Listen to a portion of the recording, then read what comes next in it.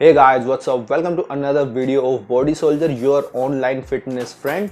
So guys, आज की इस वीडियो के अंदर हम बात करने वाले हैं कि how to eat out on diet if you are on a fat loss journey. अगर आप एक फैट लॉस जर्नी पर हैं तो ऑब्वियस सी बात है, सबसे पहले हम कहते हैं कि भाई आज से हम डाइट कर रहे हैं और उसके बाद हम केवल और केवल घर का खाना खाना प्रेफर करते हैं, जो कि एक अच्छी बात भी है। लेकिन दोस्तों समटाइम्स द कंडीशन राइजेस कि आज हमारे घर में कोई फैमिली फंक्शन है या फिर कोई आउटिंग है या फिर फ्रेंड्स के साथ बाहर जा रहे हैं, तो उस समय हम कैसे अपनी डाइट मेंटेन करें, how to eat out when you are going out, बाहर जाते समय कैसे खाएंगे, तो वो इस वीडियो के अंदर हम डिटेल में बात करने जा रहे हैं।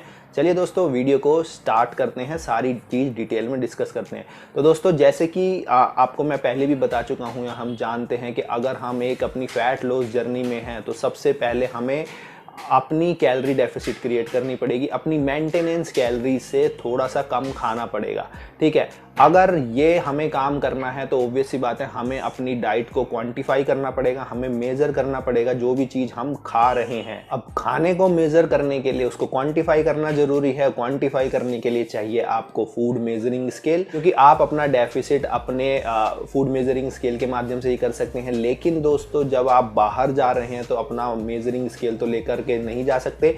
ऑड लगता है, ऑब्वियस सी बात है कि अपना फूड मेजरिंग स्केल लेकर के बाहर जाके क्वांटिफाई नहीं कर सकते। तो इस केस में आपको करना क्या है, तो दोस्तों सबसे जो बेसिक चीज़ मैं आपको बताता हूँ वो होती है, अगर आप इनिशियल लेवल पर हैं, इनिशियल लेवल पे आपके लिए बहुत ज़्यादा डिफ़िकल्ट रहेगा बाहर अगर आप जा रहे हैं, खाना खा रहे हैं तो फूड को मेज़र करना, वो एक्सपीरियंस के साथ आता है। अगर आप एक एक्सपीरियंस होल्डर रहेंगे तो आपको पता लग जाएगा, आपको एक्सपीरियंस इतना हो जाएगा कि आप अपनी कैलोरीज का एक रफ एस्टिमेट बना सकते हैं। फॉर एग्जांपल मैं अगर बात करूं, जब कोई बंदा सबसे पहले क्रिकेट खेलना स्टार्ट करता है तो वो पहली बार बैट पकड़ते ही शॉट्स प्लेड नहीं करने लग जाता, या फिर अगर वो बॉलिंग सीख रहा होता है, एज ए बॉलर होता है, तो पहली बारी में ही वो विकेट नहीं चटका देता और पहली बारी में ही वो सीधी बॉल नहीं डाल सकता। इसीलिए दोस्तों अगर आप अपनी डाइट को क्वांटिफाई करना सीख रहे हैं तो इनिशियली आपके लिए थोड़ी प्रॉब्लम हो सकती है, लेकिन विद टाइम ये चीज़ आपको पता लग जाएगा। अगर आप 100 ग्राम्स राइस क्वांटिफाई करके खा रहे हैं, घर का डाइट का खाना खा रहे हैं,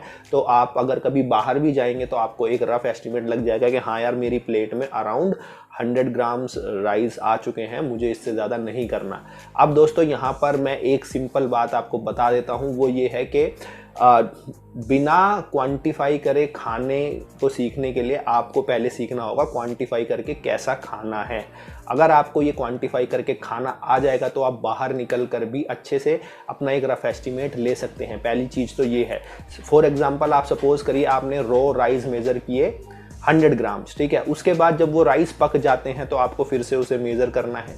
मेज़र करके देखिए, अगर वो 300 ग्राम्स हो जाते हैं तो आपको पता लग जाएगा कि यार 100 ग्राम रॉ राइस को जब हम बना लेते हैं तो 300 ग्राम हो जाते हैं, क्योंकि उसके अंदर वाटर भी एब्जॉर्ब हो जाता है। तो इस प्रकार से थोड़ा सा क्वांटिफिकेशन का फंडा रखना पड़ेगा। उसके बाद दोस्तों अगर आप बाहर जा रहे हैं तो ट्राई आपको ये करना है कि आप वो खाना लें जिसके अंदर पैकेट पे ही न्यूट्रिशन वैल्यूज़ उसकी लिखी हुई हों, तो वो आपके लिए ज़्यादा बढ़िया रहेगा। आजकल तो रेस्टोरेंट्स वगैरह में भी जाते हैं तो वहाँ पर वो मैक्रोज़ के अंदर खाना आपको बना के देते हैं कि भाई हम इतनी क्वांटिटी में चीज़ देंगे, इसके अंदर इतने प्रोटीन रहेंगे, इतने कार्ब्स रहेंगे, इतना फैट रहेगा। तो वो एक बहुत बढ़िया ऑप्शन है बाहर निकल के खाने का। दूसरा दोस्तों आप ट्राई ये कर सकते हैं कि जैसे आप खा रहे हैं तो या आपने अंडा ले लिया, एक होल एग ले लिया, तो होल एग में आपको पता है कि समवेयर अराउंड 70 to 75 कैलोरीज रहती हैं। तो वहाँ पर आपका एक एस्टिमेट हो जाएगा कि भाई मैंने अगर बाहर 3 अंडे खाए हैं तो समवेयर अराउंड 230-240 कैलोरीज के आसपास मेरी बॉडी के अंदर गई है और इतना मुझे प्रोटीन मिला है।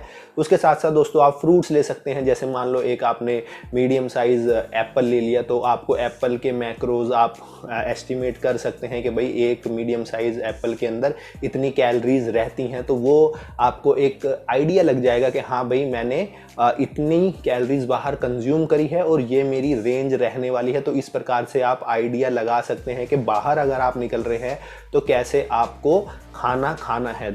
सेकेंडली दोस्तों आपको अवॉइड करना है उन फूड को जिनके अंदर हाई मात्रा में कैलोरीज रहती हैं, हिडन कैलोरीज रहती हैं। फॉर एग्जांपल अगर आप बटर चिकन खा रहे हैं तो आपको यही नहीं पता लगेगा कि आपकी इसकी जो ग्रेवी बनी हुई है उसके अंदर कितनी कैलोरीज है, क्या क्या माल इसके अंदर पड़ा हुआ है। तो यहाँ पर आपको लगेगा ये कि मैंने तो यार थोड़ा सा ही खाया, क्या फ़र्क पड़ रहा है, बट उस थोड़े से के अंदर कितनी कैलोरीज है, कितनी हिडन कैलोरीज है, वो आपके लिए प्रॉब्लम क्रिएट कर सकती हैं। ट्राई करिए वो फूड खाने का जिसके लेबल पर पहले से ही पता हो कि भाई इतनी कैलोरीज, अगर आप ये पूरा पैकेट खा रहे हैं तो आपको इतनी कैलोरीज मिलेगी। मोस्टली चीज़ों पर ये मिल जाता है, तो इस प्रकार से आपको अरेंज करना पड़ेगा। ट्राई ये करिए कि थोड़ा सा मतलब ग्रेवी लेस खाना खाने को प्रेफरेंस दीजिए, वो आपके लिए ज़्यादा बेटर रहेगा। अगर आप तंदूरी चिकन भी खा रहे हैं तो ट्राई करिए कि भाई बोनलेस लेंगे तो ज़्यादा बढ़िया रहेगा, क्योंकि उसके अंदर आपको मैक्सिमम अमाउंट प्रोटीन का मिलने के चांसेस है।